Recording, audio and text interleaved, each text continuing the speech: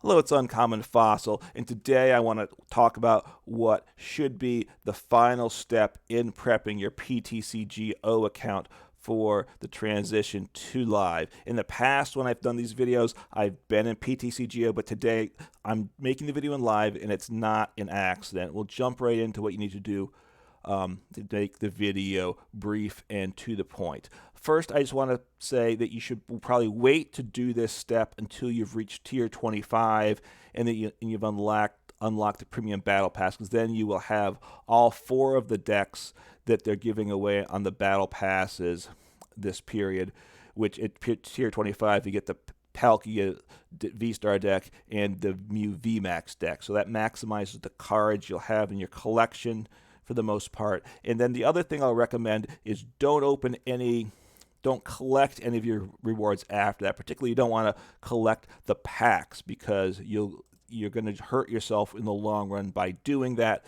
You get duplicate protection for packs you unopen in live by getting credits for those, but if you have cards that can't transfer over because they're duplicates of what's in your live and PTCGO accounts, you don't get any benefit for that. So don't open excess packs. I know it's nice to get the cards and start using them, but holding off will get you the best value in the long run. So the step here I want to talk about is you need to find out the cards that you have 4 of in your live account. So that's why we're in live. We want to find out the cards we have 4 of, and I'll also take a look at key important cards that I might have 3 of. You could do 2s and 1s if you wanted to also. It has some value, but I think the return for the time isn't worth it. Even this is, quite frankly, annoying. So I just look at the Pokemon, and then you can do the same thing for trainers and energy. You have to open up, create a new deck, because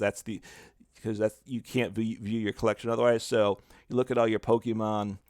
I leave it just alphabetical sorted. You only want to see the cards you own, which is by default. So you're going to come through. All right, I have 4 Applin. Now you want to make sure you have 4 of one art, right? Because if you have multiple arts, you can have up to 4 of each art style of a card. So I say I have 4 Applins from Rebel Clash number 21 in the basic art. So I write down Applin.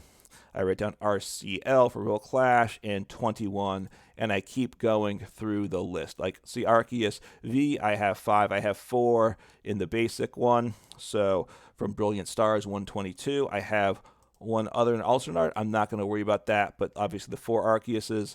I'm only usually worrying about 4s just because I don't really want to add to my work too much, but for certain more valuable cards, I'm noting 3s. Obviously, Arceus V-Star, I think, has higher value, so I have a separate list of 3 of cards. So Arceus V-Star, Brilliant Stars, 123, I have 3 of that. So you have to go through the list by hand. I don't know of a faster way, unfortunately, and make a list. It's a decent-sized list, I gotta say. I have, and I have about as many trainers with 4s as Pokemon myself, I have to say. And there's a decent amount of energies, of special energies also. I'm not worrying about basic energies, certainly, but special energies, worry about that. So now I have this rather extensive list of cards I own 4 of, 3 in some cases. Oh, and of course, for the Radiant Pokemon, you only need to own 1 of, right?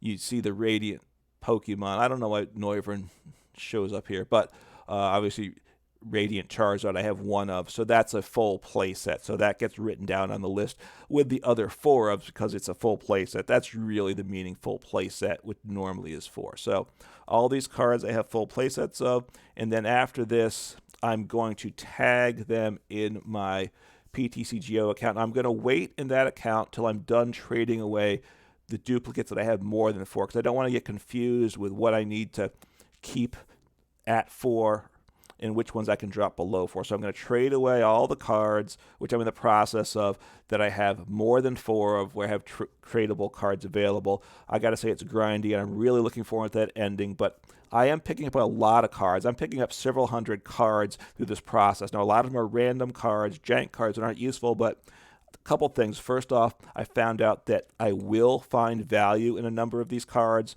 You never know. With some random deck you're going to want with some card, and the other, because of the duplicate protection when you open packs, if I have that full playset of 4 for some generic common Pokemon, I will get a few credits for it if I pull that from a pack. So just so having as many cards in your collection as possible is to your benefit in the long run. So I think it's worth the effort. I know for myself, the end is in sight. I hope to be done with this whole process and having migrated within a week, because it's a lot of effort, I find, having the 2 accounts going.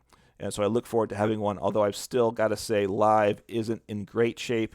There's a lot of issues with it, so I'm not sure how happy I'll be once I'm down to Live. But, that's where the future is.